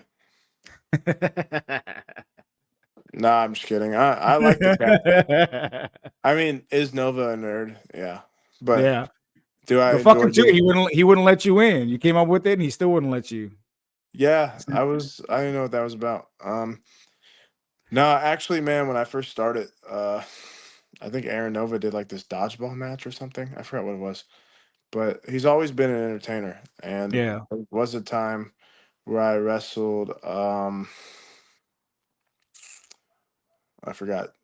What's his name? He's a scientist. How can I forget his name? He booked me. He's gonna unbook me. You Oh my talking about god, the alchemist or you talking about the handsome man of science? handsome. He booked me. He's gonna be like, "Wow, you're unbooked." The I handsome man wrestled. of science? Yeah, I wrestled him, Okay. and Nova was my manager, and I had a lot of fun. And Nova reminds me of Heenan, but Yeah. he takes like, and I told you last time that Heenan's like one of the best. Yeah. Heenan is the best. Uh, he um he like almost tops Bobby Heenan. Not and no one will ever be better than Bobby, but I mean with how much he like acts, like Yeah. Yeah. overreacts. Yeah. Yeah. Yeah. He reminds me of like and no knock because I love it, but like late Nitro, early TNA, like outrageous off the wall, like ridiculous shit that you can't help but fucking be entertained by. I think if you told him that, he would love that. Yeah, because and Because I'd love like Vince Russo late fucking Nitro, early TNA, like so ridiculous, so absurd, and I fucking love that shit. he would love that because I know he's like really in on like obscure wrestling facts, so he'd probably Yeah. be. But just working with them was super fun. And there's a clip where he does the hip swivel and I knock him off the apron, and Okay. probably nothing's made me laugh that hard in my career because Where was that he's. at? It was when I wrestled the Handsome Man of Science. Okay. The bump, Mayhem. the bump he took was hilarious. And I watched him at a Generation Championship Wrestling. He just climbing on the rope before the match and just like about to fall off the rope, just fucking hilarious. What about TJ Brady? Um, what can I say about TJ Brady? I wish he would fill that singlet out more. No, I'm just kidding. But what's going out? What's happening? Really, what's happening with TJ is that he's so good on the mic that, and I mean that right. When TJ sits with his legs crossed, one time he did that, but also when TJ just talks on the mic, I have such a fun time listening to him. I watched him do something the other day where he did like an arm wringer. He slammed the guy down and then like a hard arm wringer down, and he really cranked on the hammer lock, and that's something that I do in my own arsenal. And then he also, I think he took like a flip bump. So you go up to the top, they punch you in the stomach, you take the flip bump. He Yeah, did that. I love taking that bump. What I see with TJ right now is TJ's growing at an exponential rate, and he's doing a really good job at learning. And he's got yeah, people, and he's not somebody that I'm, he's not somebody if you say something to him that he's gonna get angry. yeah. He's usually a pretty good sport, and I know He's a that fuck. science. He's a Good. heat seeker, man. Yeah, well, he's got a natural talent. And then Yeah, another thing too is that one thing that people don't. I don't know if he spoke about this, so I don't know if I want to say it. But TJ has real life experience that I don't have. So TJ is a young man grizzled by life. yeah, And when I talk to him, I am talking to a real person who is really fighting to get done what they want to get done. And yeah, that's what I appreciate because this isn't a knock on anybody, but mommy and daddy aren't funding anything. yeah. No, but you Yeah. can tell like just like I don't even know what you're like specifics what you're talking about, but you can tell because all the other, let's say, quote unquote, boys and girls, they buy into him on social media and they hype him up in being a dick. Like, you know what I mean? Like I had Sticks on it. Sticks into this elaborate story how TJ Parks in handicap spots. Like, they help him buy into, like, you know what I mean? Most people don't like go out of their way to kind of put people over, let's say, quote unquote. But everyone kind of does with him. You can kind of tell like he has that, everyone likes him, like, let's say behind the scenes, let's say, but enough to where they help him out that way. You know what I mean? No, I get what you're saying, that everybody's trying to help his cause. Well, Yeah, I'll say and most people aren't like that. Most people are like, fuck this guy, but like you say, like you have so much respect for him just because of who he is as an actual person that you're willing to, most people are willing to go the extra mile for him. yeah. I mean, and if you were to, I know you did an interview with him, but Yeah. like I said, he's been grizzled by the game of life, which is much harder than the game of wrestling. Yeah, for And sure. he's he's just a good guy to talk to, and I have faith that soon enough that he will find something that really makes us all go, wow. Yeah. Yeah. He's got it, man. Jake St. Patrick. He's one of my favorite opponents, but that's because I can walk up to Jake and I can go, "Hey, I'll see you out there," and Jake Yeah. doesn't bat an eye. Jake doesn't get mad or say, oh, but we have to talk about all the cool moves I have to do. Jake Yeah. will go out there, and then Jake's talented enough to run multiple gimmicks. Yes. And they're And all different. They all talk different. They all act different. The move sets are different. The way they move in the ring are different, which is fucking wild. I don't think, well, for me, right, from the wrestler's perspective, right now, with how honed in I am on what I'm doing and getting the character across that I'm getting across, I don't know if I'd be able to split my brain to be able to No. do both of those. And Yeah. Three ways. the fact that he's at Devon school teaching the business, there is no issue with that, because there was a time 2 weeks ago that I had Jake sit and watch my match. And sometimes you ask somebody to watch your match, and then everyone's a busy guy. So they say, "Hey, I saw this part and this part and it was good." But, Jake sat there and he really broke down the match. Well, that means a lot that he's willing to sit there and watch the match. You Yeah. wouldn't understand unless you're back there. So that means that he had just completely came down from his own match and then took the time to watch mine, and that's a class act. Yeah. Yeah. Yeah. Shout out Jake St. Patrick. What about the King of Florida, Daniel Starlin? Starling's one of my favorite guys out of the ring for sure. But if we're talking in the ring, I mean, come on, the work speaks for itself. Um, I don't mean to be sparse when I speak about him, but he's very to the point as to what he is as a performer, right? Daniel Starling is a professional wrestler. It's not the Yeah. fact that he's a professional wrestler with an ego complex or a professional wrestler with this. He just simply believes that he is the king. And that's the best part about watching him perform, is that he believes that he is the king. And that's my Oh, favorite part about him. I was watching a match with him at Mayhem, man. He did some shit that I never even seen before, and I was like, "Holy shit! I never seen someone do that before." And still, after all these years, still be able to do something like that is he's fun to watch, man. He's old to me. It's like old school. I don't mean say old school in derogatory sense, but he's like an old school, like pure ass fucking wrestler, and he lives it outside because after the matches, he goes out to the bars. Yeah, well, him and I have done some bar trips. He's the thing that the thing that I appreciate now is that he was a guy that's played, quote unquote, did so many different gimmicks.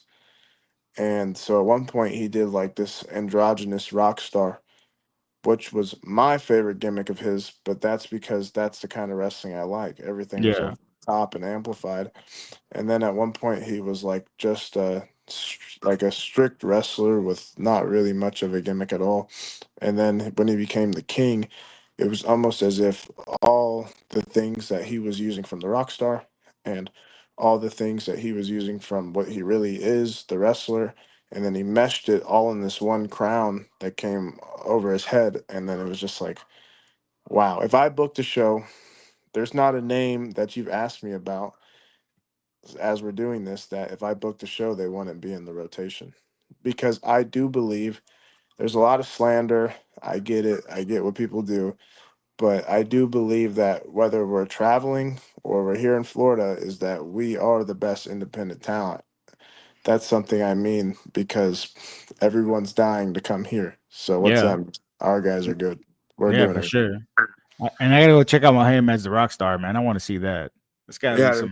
That's gotta be some entertaining that shit. It would be Grind Time Wrestling. There was a match where he was him, Noah Vale, who's also one of my favorite wrestlers on the independents. So it was him, Noah Vale, and it was Fabu when Fabu was really deep into the Monarch of Manliness, Yeah. and they did something. I forgot what title they were fighting for, but it was like this punk rock kind of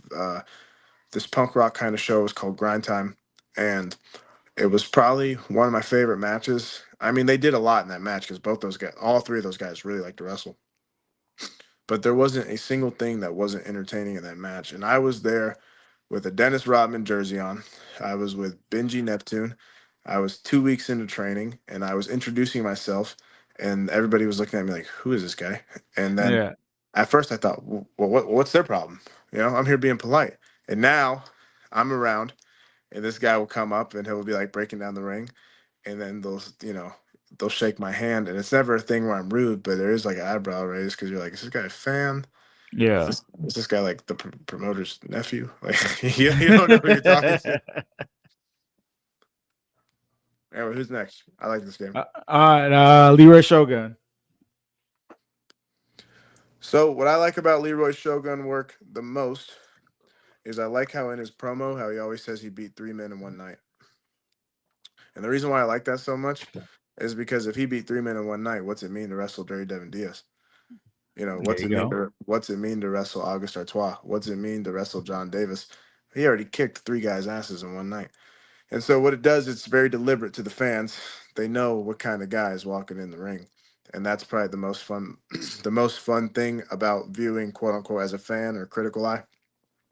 Being in the ring with him is always fun because you said it earlier, right? And you weren't incorrect. If I hip swivel at the right time, then he knows the right time when to fight back. Yeah. And it was so funny because when we did that Mayhem on Mills match, I was so incredibly tired. And I never, ever, ever have a problem with getting tired in the ring ever. But that night, it felt like my heart was going to beat through my chest. I had already quit drinking. Maybe I was vaping too much. I don't know what the deal was. But I was almost gasping for air like 4 minutes into the match. Yeah. And there was a point where I said, Shogun, it's probably time to wrap it up. And he never said okay, so I didn't know if we were doing that or not. So a lot of that match that you were talking about earlier and that you quote unquote put over, we're not out there with anything pre-contrived because he this whole time he's thinking that we're about to get to the point to where he wins. And so, and he's just good enough to read it. But it's funny because Shogun could have got mad and say, "Hey Diaz, why don't you get on the treadmill, fat ass?" But he didn't. He didn't. He just said, "Hey, thank you for the match." And Yeah. fun match. Yeah. Yeah. Good dude then. Good dude then. What about El Papi Chulo? Man, Poppy's promos pop me. Poppy's one of the funniest guys outside the ring, and it's not because he's a comedian by any means. Yeah. He's just funny to be around because Poppy believes that in and out the ring, Poppy believes that he is the most attractive man alive, Yeah. and so He's living it. He's living it. it's so funny. Like I'll be like, Poppy, are you hitting on me right now? Like I don't understand what's going on. Like we were at a show and he was like, Devin, are you going to drink? And I was like, I mean, I don't know, but I don't know what's going on right now. For some reason, like I'm like I was like I was like, bro, is this is but the thing is that he's like that all the time. So when he goes out there and he cuts on the quote unquote gimmick, it's like, whoa, it totally makes sense that that's the gimmick he's playing and he's this I think he says he's the sexiest man alive or something like that. Yeah. But it makes sense because if you're around Poppy for more than 2 minutes, you'll understand that he believes that he is that. And he's also when I first met him, he was a guy that like when you worked with him, he was kind of standoffish, so you kind of get the wrong vibe, especially when you're just as new as he was.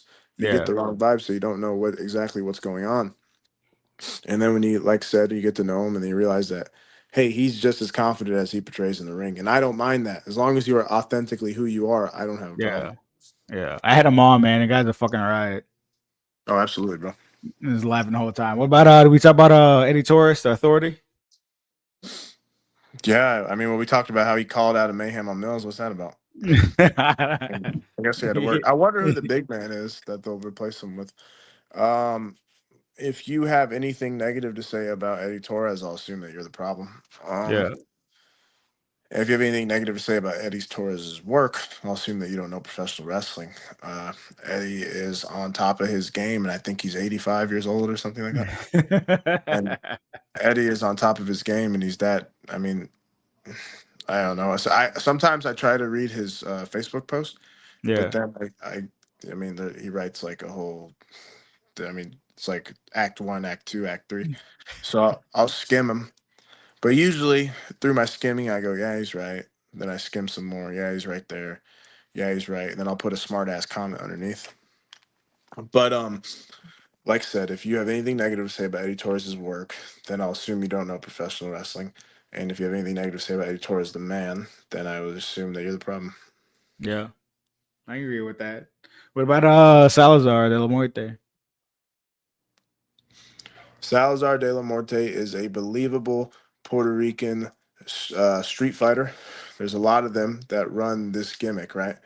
There's a Yeah. lot of them that, and I say them as if I'm not Puerto Rican. Yeah.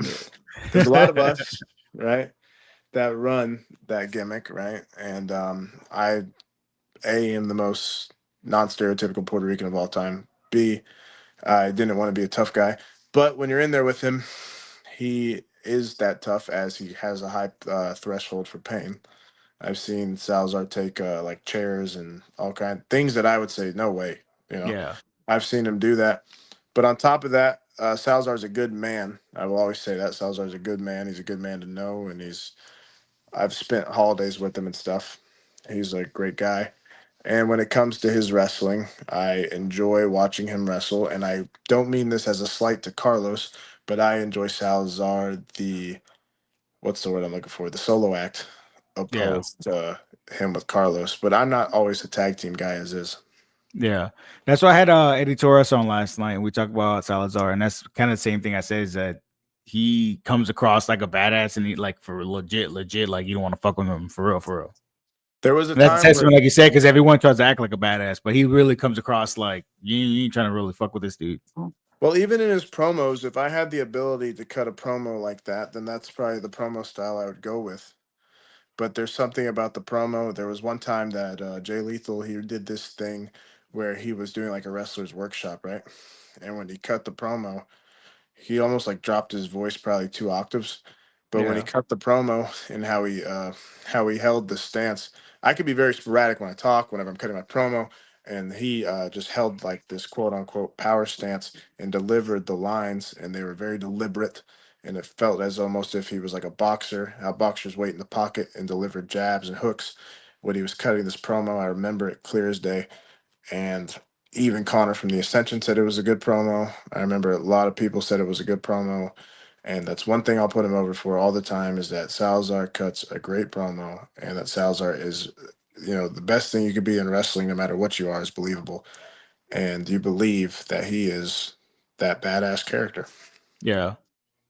Who do you think is your badass pick for female wrestler? Like I'm gonna toss up between Lexi Gomez or La Bravo as a, one and two baddest bitches in Florida right now. Baddest Um, female. Sorry. Dead tie. Yeah, same. Toss up on any given night. I mean, JC Love plays like the pretty girl, right? That's always a fun gimmick. Yeah, Obviously, her and our relationships open. Everyone knows her and I date. So that's not what she's trying to get across to the crowd. yeah, But I used to train with LaBrava, and not that I ever thought that LaBrava wasn't talented, but I remember watching her grow, and that was something that I enjoyed to watch because LaBrava worked her time at Death Proof Dojo. LaBrava worked endlessly, and she's the toughest. I mean, not that girls aren't tough. That's not what I'm saying, yeah, but she's one of the toughest girls I've been around because she would be like, "Oh, yeah, Saturday I took a staple gun to the head," and I yeah, would be like, I wouldn't have got out of bed till next Saturday, and she'll be like, "Oh, Saturday I was in there with this girl." And she dropped me on my neck just because it was a problem, and now my neck hurts. And she'd be going through the practice like this with staples in her head, and I would think, I wouldn't even do it. Like Yeah. if I'm in the car too long, I think I'm probably not bumping the night. And she's like, she was Yeah. always tough, and every bit of success that she has earned, no Yeah. doubt. I saw her in IWA Florida and did like 8 crazy ass spots in one match that I wouldn't even like want to do. Like I stubbed my toe and I'm like, fucking the stuff she was doing. I was like, oh my God, like what are you doing, girl? She once was in there with she was in there with Genocide, I believe. And I wasn't booked that show, but at the time Genocide was working at the Death Proof Dojo, and so it was a match that we were all excited to see, right? And La Brava did something where she had her like in a, I think it was like a neck crank, I don't know. And I don't remember if La Brava licked Jenna's face or if she just stuck her tongue out. But if you were to just eliminate the wrestling ring, eliminate Genocide, eliminate the bodies of them, and you were just to zoom in on the eyes alone, you would be hooked because Yeah. within those eyes, she's the nicest person outside the ring, but when she's there, with those eyes alone will hook you because you can't fake that kind of crazy. And No, no, not at all. when I tell you that she is crazy like that, where I'm almost positive that if she had took a baseball bat to the rib and broke every single rib on her right side, she'd still work that night. Yeah. She's insanely tough. Yeah. Yeah. I've seen those eyes in the match. I'm like, holy shit. You can't fake the eyes, bro. It's one thing you'll like. It's one thing you notice. You can't fake. Like the eyes tell the story more than anything. Yeah. Yeah. Yeah. All right. Before I let you go, man, last question for you. What's one thing you know now that you wish you knew when you first started? Uh, I don't know. That's a hard one. I've heard like patience. I heard one dude told me I shouldn't have took every fucking booking because you know that took a toll on me body wise down the road. All the stupid ass bookings I took for no reason. Um, I don't look. Well, the thing is, I don't look at anything like a mistake. I only look at learning experiences. So I'm trying to really think what I would have learned. I wish I would have had a better understanding of the culture, Okay. and that I wish I would have understood what people said when they say respect the business, because there's things you look back and you think you should have done a better job as a younger wrestler, and I'm still young, right? Yeah. But you think you wish, but you can't teach that. That's all learning on the fly. But if I had had the preconceived idea of what it means to respect the business and what people really mean, it doesn't mean don't break kayfabe. It doesn't mean any of that stuff. Unless you're in the business, you that's the only thing you know. That's the only way you can relate to what I'm speaking about. That's what I wish I would have understood. I wish I would have had a firm grasp on what people mean when they say respect the business. All right. And hey, don't forget to follow me on There you Instagram go. There you at go. Devin Diaz. I'm Devin Diaz on Facebook. On X, I'm Dirty Devin Diaz. And the last thing I want to say is that I am thankful for the people I share the ring with. I am thankful for the promoters that give me the opportunity. And wrestling has been such a fun time, and all I wish to continue is to have fun. Devin, appreciate you coming on, man. Especially after that very first one, we have no fucking clue what I was doing, but you still roll with me anyways, man. Appreciate you.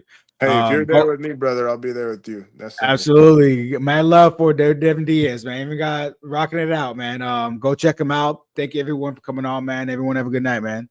Yes, sir.